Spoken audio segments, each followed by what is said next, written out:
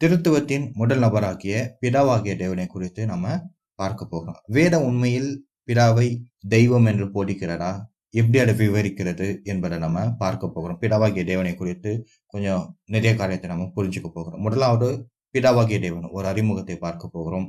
இரண்டாவதாக படைப்பாளர், சிருஷ்டிப்பவர் என்பதை நம்ம பார்க்க போகிறோம். மூன்றாவதாக இயேசு கிறிஸ்து கடவுளை உங்கள் பிதா அப்படின்னு அழைக்கிறாங்க, மற்றும் என் பிதா அப்படின்னு அழைக்கிறாங்க. நான்காவதாக புதிய ஏற்பாட்டு எழுத்தாளர்கள் இயேசு கிறிஸ்துவை தேவகுமாரன் என்று அழைப்பதை நம்ம பார்க்க முடியும். ஐந்தாவதாக ஹாத்தியாஸ் அப்படின்ற ஒரு கிரேக்க வார்த்தையை குறித்து நம்ம பார்க்க போகிறோம். இந்த 5 குறிப்புகளையும் நாம் பார்க்கும்பொழுது ஏன் கடவுளை பிதான்னு சொல்றோம், ஏன் பிதா தேவனா இருக்கிறார், பைபிளோட எண்ணங்கள் எப்படி இருக்கு, அவங்களுடைய சிந்தை எப்படி இருக்கு என்பதை நம்ம ரொம்ப ஆழமா புரிந்து கொள்ளும். பிதா என்ற வார்த்தை பயன்பாடு, கடவுளை பிதா அப்படின்னு சொல்வது பழைய ஏற்பாட்டுல 8 முறை உபயோகப்படுத்தப்படுகிறது. பிதா என்ற வார்த்தை புதிய ஏற்பாட்டுல 250 தடவைக்கு மேல கடவுளை பிதா என்று அழைக்கிறார்கள். அப்போ பிதா என்ற வார்த்தை யாரை குறிக்கிறது? பிதான்னு பேசும்போது யாரை குறித்து பேசுறோம்? பிதா அப்படின்னு பேசும்போது யாரை குறித்து பேசுறோம் அப்படின்னா யாவே தேவனை குறித்து பேசுறோம், இஸ்ரவேலின் தேவனை குறித்து பேசுறோம், பைபிளின் தேவனை குறித்து பேசுறோம். ரொம்ப முக்கியமான காரியம். பிதான்னு பேசும்போது யாரை குறித்து பேசுறோம்? யாவே தேவன், இஸ்ரவேலின் தேவன், பைபிளின் தேவனை குறித்து நம்ம பேசுறோம் பிதா அப்படின்னு சொல்லும் போது. இன்னொரு முக்கியமான காரியம் என்ன அப்படின்னா, கடவுளை பிதா என்று அழைப்பது ஏதோ இறையியலாளர்கள் பைபிள்லாம் எழுதி முடிச்சுட்டு நூற்றுக்கணக்கான வருஷத்துக்கு அப்புறம் சொல்ல தொடங்கிய ஒரு வார்த்தை கிடையாது. பழைய ஏற்பாட்டிலேயே கடவுளை பிதா என்று அழைக்கிறார்கள். பழைய ஏற்பாடு, புதிய ஏற்பாடு 2 ஏற்பாடுகளிலும் கடவுள் பிதா என்று அழைக்கப்படுகிறார். இது விவிலியத்தின் வெளிப்பாடு. பிதாவாகிய தேவன் பைபிளுடைய எண்ணங்கள்ல, பைபிளுடைய சிந்தையில ஏன் கடவுளை பிதா அப்படின்னு அழைக்கணும் அப்படின்னா, ஏன்னா கடவுள் அனைத்தையும் படைத்து இருக்கிறார். அவர் சிருஷ்டிகராக இருக்கிறார். யாவே தேவன் சிருஷ்டிகராக இருக்கிறார். அவர் தான் எல்லாத்தையும் படைத்தார், அனைத்தையும் படைத்தார், மனிதர்களாகிய நம்மையும் படைத்தார். அப்போ வேதாகம எழுத்தாளர்களுடைய பார்வையில ஏன் கடவுளை அவங்க பிதான்னு அழைச்சாங்க அப்படின்னா, அவர் தான் அனைத்தையும் படைத்தார், அவர் தான் மனிதர்களாகிய நம்மையும் படைத்தார், அதனால தான் கடவுளை பிதா என்று அழைத்தார்கள். இப்போ பைபிளுடைய வார்த்தைகள்ல, பைபிளுடைய எண்ணத்துல சிருஷ்டிப்பை குறித்தும் சிருஷ்டித்தவரை குறித்தும் இப்படிலாம் விவரிக்கிறது என்பதை நம்ம பார்க்க போகிறோம். சிருஷ்டிப்பை குறித்து சொல்லும் போது இப்படியாக சொல்கிறது, சகலமும் சிருஷ்டிக்கப்பட்டது, பரலோகத்தில் உள்ளவைகளும் பூலோகத்தில் உள்ளவைகளும் ஆகிய காணப்படுகிறவைகளும் காணப்படாதவைகளுமான. அப்போ பைபிளை பொறுத்த வரைக்கும் எல்லாமே சிருஷ்டிக்கப்பட்டது, சகலமும் சிருஷ்டிக்கப்பட்டது. பரலோகத்தில் இருக்கிறது, பூமியில இருக்கிறது, காணப்படுகிறவைகள் காணப்படாதவைகள் எல்லாமே படைக்கப்பட்டது, சிருஷ்டிக்கப்பட்டது. அவர் எல்லாவற்றுக்கும் முந்தினவர், படைத்தவர். கடவுள் எல்லாவற்றுக்கும் முந்தினவர், உலகங்களையும் உண்டாக்கினார், சகலத்தையும் உண்டாக்கினார். கிரியாத்தியோ எக்ஸ் நிஹிலோ, which means creation out of nothing. சூன்யத்திலிருந்து படைத்தார், ஒன்றுமில்லாததிலிருந்து படைத்தார். அதுதான் பைபிள் நமக்கு வலியுறுத்துகிறது. எதுவும் இல்லாத நிலையிலிருந்து, ஒன்றும் இல்லாத நிலையிலிருந்து கடவுள் பிரபஞ்சத்தை படைக்கிறார். அதுதான் சிருஷ்டிப்பை குறித்து வேதாகமத்துடைய பார்வை. சகலத்தையும் கடவுள் உண்டாக்கினார். நெகேமியா 9வது அதிகாரத்துல நம்ம பிதாவாகிய தேவன் எப்படி படைப்பாளரா இருக்கிறார், சிருஷ்டிகரா இருக்கிறார், அதை ரொம்ப நல்லா விவரிக்கிறது. நெகேமியா 9வது அதிகாரம் 8ஆம் முதல் வசனம், ஒரு டைரக்ட் வசனம் நம்ம வாசிக்க போறோம். நீர் ஒருவரே கர்த்தர், நீர் வானங்களையும் வானாடி வானங்களையும் அவைகளுடைய சர்வ சேனைகளையும் பூமியும் அதினுள்ள எல்லாவற்றையும் சமுத்திரங்களையும் அவைகளுள்ள எல்லாவற்றையும் உண்டாக்கினீர். அவைகளை எல்லாம் நீர் காப்பாற்றுகிறீர், வான சேனைகள் உம்மை பணிந்து கொள்கிறது. இந்த வசனம் என்ன சொல்றது? நீர் ஒருவரே கர்த்தர். கடவுள் என்ன பண்றாரு? வானங்களையும் வானாடி வானங்களையும் அதில் உள்ள சர்வ சேனைகளையும் பூமியும் அதினுள்ள எல்லாவற்றையும் சமுத்திரங்களையும் அதினுள்ள எல்லாவற்றையும் உண்டாக்கினார். அது கடவுள் தான் எல்லாத்தையும் உண்டாக்கினார். வானத்துல இருக்கிறது, பூமியில இருக்கிறது, சமுத்திரத்துல இருக்கிறது, எல்லாத்தையும் கடவுள் தான் உண்டாக்கினாரு. அது மட்டும் கிடையாது, அவைகளை எல்லாம் நீர் காப்பாற்றுகிறீர். Creator and sustainer. கடவுள் தான் உண்டாக்கினார், கடவுள் தான் காப்பாற்றுகிறார் என்று இந்த வசனம் ரொம்ப நல்லா விளக்குகிறது. சங்கீதம் 92 இப்படியாக வாசிக்க, பர்வதங்கள் தோன்றும் முன்னும் நீர் பூமியையும் உலகத்தையும் உருவாக்கும் முன்னும் நீரே அனாதியாய் என்றென்றைக்கும் தேவனாய் இருக்கிறீர். ரொம்ப ஒரு அழகான ஒரு வசனம். என்ன சொல்றது? நீரே அனாதியாய் என்றென்றைக்கும் தேவனாய் இருக்கிறீர். From everlasting to everlasting you are God. அப்போ பைபிள் நமக்கு ரொம்ப தெளிவா சொல்லுது, பர்வதங்கள் உருவாகிறதுக்கு முன்பு, பூமி உருவாகிறதுக்கு முன்பு, எல்லாமே உலகம் உருவாக்குறதுக்கு முன்பே கடவுள் என்றென்றைக்கும் அனாதியாய் தேவனாக இருக்கிறார். வெளிப்படுத்தின விசேஷம் 4 இப்படியாக சொல்கிறது, கர்த்தாவே தேவரீர் மகிமையும் கனத்தையும் வல்லமையும் பெற்றுக்கொள்கிறதற்கு பாத்திரராய் இருக்கிறீர். ஏன் கடவுள் மகிமை கனத்தை வல்லமையை பெற்றுக்கொள்கிறதற்கு பாத்திரரா இருக்கிறாரு? ஏன்னா ஒரு 6 அடிச்சிட்டாரு கடவுள், இல்ல ஒரு பெயிண்டிங் சூப்பரா வரைஞ்சிட்டாரு அதனாலயா? இல்ல. வசனம் சொல்றது, நீரே சகலத்தையும் சிருஷ்டித்தீர், உம்முடைய சித்தத்தினாலே அவைகள் உண்டாயிருக்கிறவைகளும் சிருஷ்டிக்கப்பட்டவைகளுமாய் இருக்கிறது என்றார்கள். கடவுள் தான் அப்ப சகலத்தையும் சிருஷ்டித்தார். இன்னும் சொல்ல போனா அவருடைய சித்தத்தினால தான் எல்லாம் உண்டாயிருக்கிறது, எல்லாம் சிருஷ்டிக்கப்படுகிறது அவருடைய சித்தத்தினால். வசனம் எவ்வளோ அருமையா சொல்ல, அவருடைய சித்தத்தினால் தான் எல்லாம் இருக்கு அப்படின்னு இந்த வசனத்துல இருந்து நம்ம புரிந்து கொள்ள முடியும். இப்பொழுதும் கர்த்தாவே, நீர் எங்களுடைய பிதா, நாங்கள் களிமண், நீர் எங்களை உருவாக்குகிறவர், நாங்கள் அனைவரும் உமது கரத்தின் கிரியை. இப்ப பைபிள் கடவுள் சகலத்தையும் உண்டாக்கினார், உலகங்களை உண்டாக்கினார், பூமியை உண்டாக்கினார் எல்லாம் சொல்றது. அது மாற்றம் கிடையாது. இப்பொழுதும் கர்த்தாவே, நீர் எங்களுடைய பிதா, நாங்கள் களிமண், நீர் எங்களை உருவாக்குகிறவர், நாங்கள் அனைவரும் உமது கரத்தின் கிரியை. இப்ப இந்த இடத்துல கடவுளை ஏன் பிதா அப்படின்னு அழைக்கிறாங்க அப்படின்னா, அவர் தான் நம்மை உருவாக்கினார். நாங்கள் அனைவரும் உமது கரத்தின் கிரியை. பிதா ஒரு படைப்பாளர். மல்கியா புஸ்தகம் 2வது அதிகாரத்தில் நம்ம வாசிக்கும் போது, நம்ம எல்லாருக்கும் ஒரே பிதா இல்லையோ, ஒரே தேவன் நம்மை சிருஷ்டித்தது இல்லையோ. பைபிளுடைய பார்வையில சிருஷ்டிப்போம் கடவுளை பிதா என்று அழைப்படும் ஃபாதர்ஹுட் ரெண்டுமே ஒன்றோடு ஒன்று இணைந்தே இருக்கிறது என்பதை நம்ம நன்கா புரிந்து கொள்ள முடியும். இது வரைக்கும் நம்ம என்ன பார்த்திருக்கோம் அப்படின்னா, சகலமும் சிருஷ்டிக்கப்பட்டது. பரலோகத்தில் உள்ளவைகள், பூலோகத்தில் உள்ளவைகள், காணப்படுகிறவைகள், காணப்படாதவைகள், உலகங்களையும் கடவுள் தான் சிருஷ்டித்தார். சகலத்தையும் அவள் தான் உண்டாக்கினார். மாற்றமல்ல, அவள் தான் அனைத்தையும் காப்பாற்றுகிறவர்களாய் இருக்கிறார். அவளுடைய சித்தத்தினாலே எல்லாம் உண்டாயிருக்கிறது, எல்லாம் சிருஷ்டிக்கப்பட்டது என்று வேதம் போதிக்கிறது. அது மாற்றம் அல்ல, சகலமும் தோன்றும் முன்னும் உருவாகும் முன்னும் நீரே அனாதியாய் என்றென்றைக்கும் தேவனாய் இருக்கிறீர். சிருஷ்டிப்பு எல்லாம் தோன்றப்பட்டது, உருவாக்கப்பட்டது, உண்டாயிருக்கிறது அவருடைய சித்தத்தினால். ஆனா கடவுளை பற்றி சொல்லும்போது, எதுவுமே தோன்றுவதற்கு முன்பு, எதுவுமே உருவாகிறதுக்கு முன்பு கடவுள் என்றென்றைக்கும் அனாதியாய் தேவனாக இருக்கிறார்.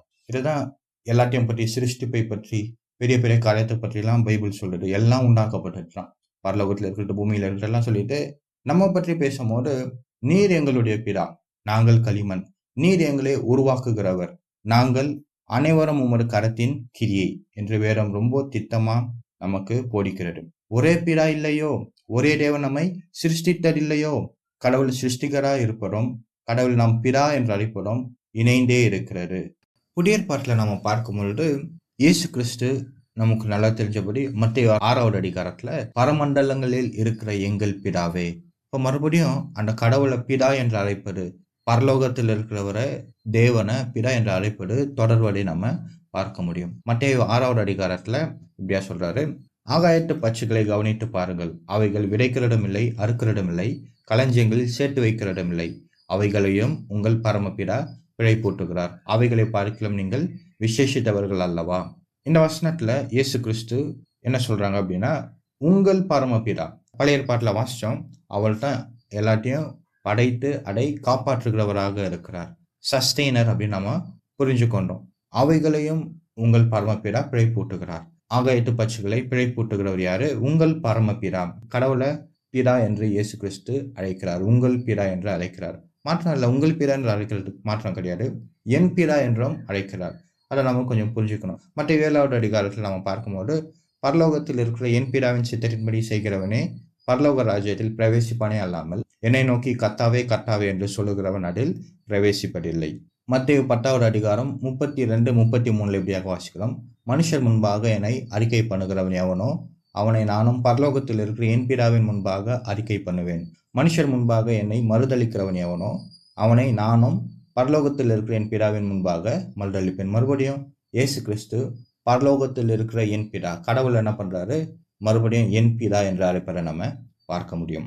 யோவான் 10வது அதிகாரத்துல எப்படியா சொல்றாரு, நானும் பிதாவும் ஒன்றாய் இருக்கிறோம். என்ன சொல்றாரு, நானும் பிதாவும் ஒன்றாய் இருக்கிறோம். இது கொஞ்சம் ரொம்ப முக்கியம். கடவுளை இயேசு கிறிஸ்து பிதா அப்படின்னு அழைக்கும் போது, நிறைய நேரத்துல அவர் ஏதோ கடவுளோட கொஞ்சம் கம்மி, அது எப்படி புரிஞ்சுக்கிறது?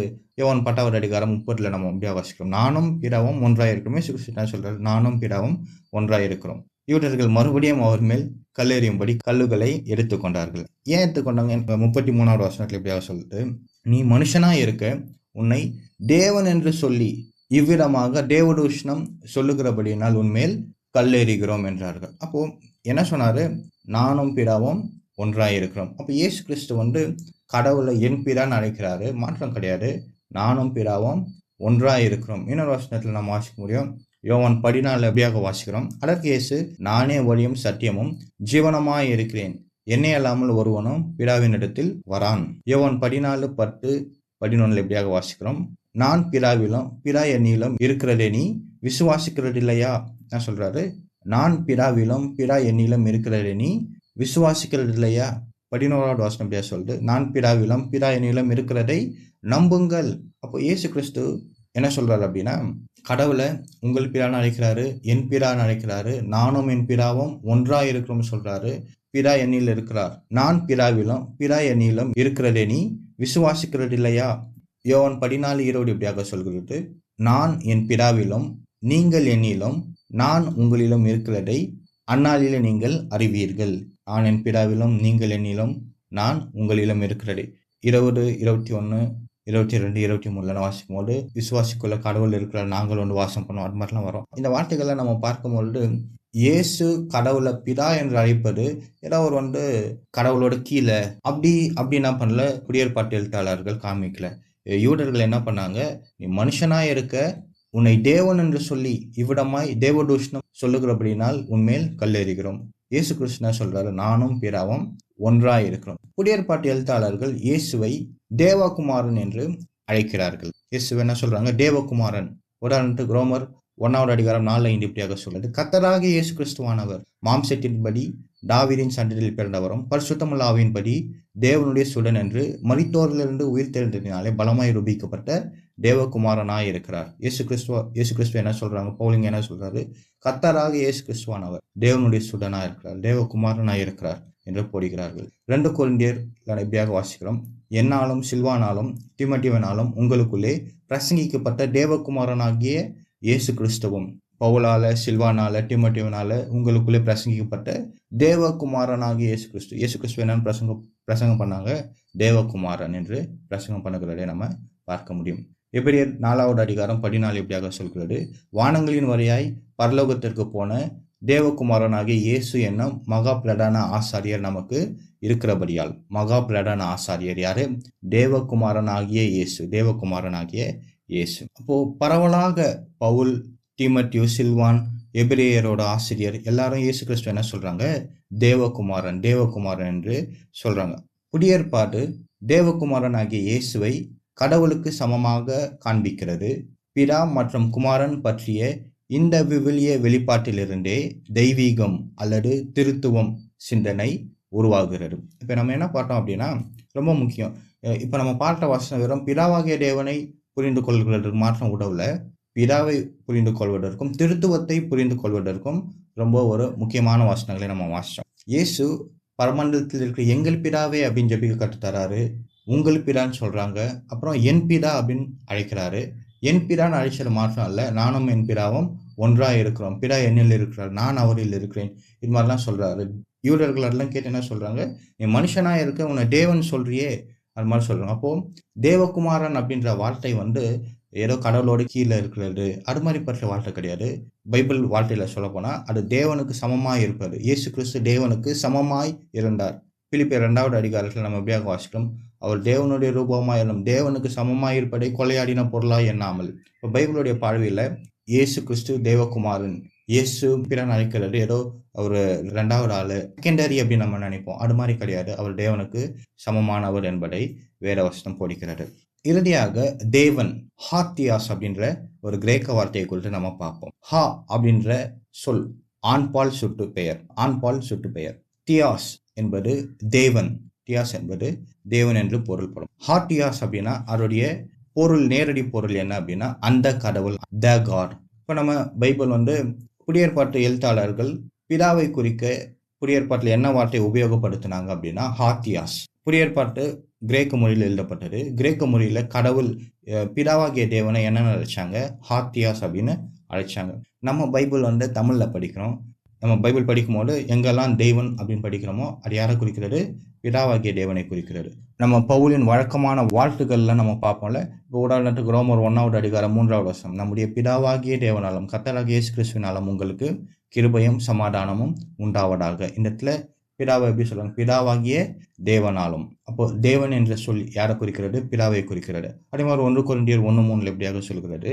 நம்முடைய பிதாவாகிய தேவனாலும் கர்த்தராகிய இயேசு கிறிஸ்துவினாலும் உங்களுக்கு கிருபையும் சமாதானமும் உண்டாவதாக. மறுபடியும் இங்கே தேவன் யாரை குறிக்கிறது? பிதாவை குறிக்கிறது. கலாத்தியர் 4வது அதிகாரத்தில் நாம் வாசிக்கும் பொழுது, காலம் நிறைவேறின போது ஸ்ரீனிடத்தில் பிறந்தவரும் நியாயப்பிரமாணத்துக்கு கீழானவருமாகிய தம்முடைய குமாரனை தேவன் அனுப்பினார். மேலும் நீங்கள் புத்திரராய் இருக்கிறபடியினால் அப்பா பிதாவே என்று கூப்பிடத்தக்கதாக தேவன் தமது குமாரனுடைய ஆவியை உங்கள் இருதயங்களில் அனுப்பினார். இந்த வசனம் என்ன சொல்றது? காலம் நிறைவேறின போது ஸ்ரீனிடத்தில் பிறந்தவரும் நியாயப்பிரமாணத்திற்கு கீழானவருமாகிய தம்முடைய குமாரனை தேவன் அனுப்பினார். தேவன் என்ன பண்ணாரு? தன்னுடைய குமாரனை அனுப்பினார். 6வது வசனம் எப்படியாக சொல்லுது? மேலும் நீங்கள் புத்திரராய் இருக்கிறபடினால் அப்பா பிதாவே என்று கூப்பிடத்தக்கதாக தேவன் தம்முடைய குமாரனுடைய ஆவியை உங்கள் இருதயங்களில் அனுப்பினார். தேவன் என்ன பண்ணார்? குமாரனுடைய ஆவியை நம்முடைய இருதயத்தில் அனுப்பினார். இந்த இடத்துல தேவன் தம்முடைய குமாரனை அனுப்பினார். தேவன் தம்முடைய குமாரனை அனுப்பினார். தேவன் தமது குமாரனுடைய ஆவியை உங்கள் இருதயங்களில் அனுப்பினார். இப்போ தேவன் குமாரனை அனுப்பினார். தேவன் தமது குமாரனுடைய ஆவியை உங்கள் இருதயத்தில் அனுப்பினார். அப்போ இந்த இடத்துல தேவன் அப்படின்ற வார்த்தை யாரை குறிக்கிறது? யாரை குறிக்கிறது அப்படின்னா பிதாவாகிய தேவனை ஏன்னா இந்த வசனத்துல ரொம்ப தெளிவா இருக்குது. அப்பா பிதாவே என்று கூப்பிடத்தக்கதாக தேவன் தமது குமாரனுடைய ஆவியை உங்கள் இருதயங்களில் அனுப்பினார். அப்போ பிதாவாகிய தேவன் தான் நம்மளுடைய உள்ளத்தில் குமாரனுடைய ஆவியை அனுப்பினார். ஏன்னா நம்ம என்னன்னு கூப்பிட வைக்கிறாங்க? அப்பா பிதாவே. அப்ப இது தெளிவா இந்த வசனம் தேவன் என்ற சொல் பிதாவை குறிக்கிறது என்பதை உறுதிப்படுத்துகிறது. அப்போ நம்ம புதிய ஏற்பாடு நம்ம வாசிக்கும் போது எந்தெந்த இடத்துலலாம் தெய்வன் அப்படின்னு வருதோ அதை பிதாவை குறிக்கிறது என்று நம் ஒரு உணர்வோடு புரிந்து கொள்ளுதலோடு வாசிக்கும் பொழுது வேத வாசிப்பு இன்னும் சுவாரஸ்யமாக இருக்கும். ஒரு 5 காரியத்தை பார்த்தோம். பிதா என்பது என்ன? யாரை குறிக்கிறது? யாவே தேவன், இஸ்ரவேலின் தேவன், பைபிளின் தேவனை குறிக்கிறது என்பதை நம்ம பார்த்தோம். பைபிள் எழுத்தாளர்கள் ஏன் கடவுளை பிதான்னு சொல்றாங்க? ஏன் அப்படின்னா அவர் தான் எல்லாத்தையும் படைத்தார். மாற்றமல்ல, நம்மை கடவுள் தான் உண்டாக்கினார். நாம் அவருடைய கரத்தின் கிரியையாக இருக்கிறோம். 3வதாக இயேசு கிறிஸ்து உங்கள் பிதான்னு அழைக்கிறாரு. பரமண்டலத்தில் இருக்கிற எங்கள் பிதாவே என்று ஜெபிக்க கற்றுத்தராரு. மாற்றம் அல்ல, என் பிதாவே அப்படின்னு அழைக்கிறாரு. என் பிதாவேன்னு அழைச்சு என்ன சொல்றாரு? நானும் என் பிதாவும் ஒன்றாய் இருக்கிறோம். பிதா என்னிலும் நான் அவரிலும் இருக்கிறோம். அது மாதிரிலாம் சொல்றாங்க. இதுல முக்கியமாக கவனிக்க வேண்டியது என்ன அப்படின்னா, இயேசு கிறிஸ்து கடவுளை பிதா என்று அழைப்பது அவரை ஏதோ ஒரு படைக்கப்பட்டவர் அப்படின்ற ஒரு சிந்தையில் இல்லை. இயேசு கிறிஸ்து கடவுளை பிதான்னு அழைக்கிறது ஏதோ ராஜாக்கள் அழைக்கிற மாதிரி. இஸ்ரவேல் ஜனத்துக்கு கடவுள் பிதாவா இருந்தார், அதனால இயேசு கிறிஸ்து ஒரு இஸ்ரவேலர் அப்படி கிடையாது. இயேசு கிறிஸ்து யூனிக் சன். நம்ம எல்லாருக்கும் தெரிஞ்ச வசனம் யோவான் 3:16 இப்படியாக சொல்கிறது, தேவன் தம்முடைய ஒரே பேரான குமாரனை. இயேசு கிறிஸ்து யூனிக் சன். இதை பற்றி நம்ம அப்புறம் பார்க்கலாம். அப்போ இது இயேசு கிறிஸ்து கடவுளை பிதா என்று அழைப்பது என்ன அப்படின்னா, இவர் தேவனுக்கு சமமானவர் அப்படி தான் வேற மறுபடியும் நமக்கு போதிக்கிறது. இதெல்லாம் தான் திருத்துவ கோட்பாடுக்கு, திருத்துவ சிந்தைக்கு வழிவகுக்கிறதை நம்ம பார்க்க முடியும். இறுதியாக 5வது ஹார்டியாஸ் அப்படின்ற ஒரு கிரேக்க வார்த்தை குறித்து பார்த்தோம். புதிய ஏற்பாட்டு எழுத்தாளர்கள் பிதாவாகிய தேவனை குறிப்பதற்கு ஹார்டியாஸ் என்ற வார்த்தையை உபயோகப்படுத்தினார்கள். நம்ம பைபிள் தமிழ்ல படிக்கிறோம். எந்தெந்த இடத்துலலாம் தெய்வன் வருதோ அது அநேக நேரத்தில் பிதாவாகிய தேவனை குறிக்கிறது.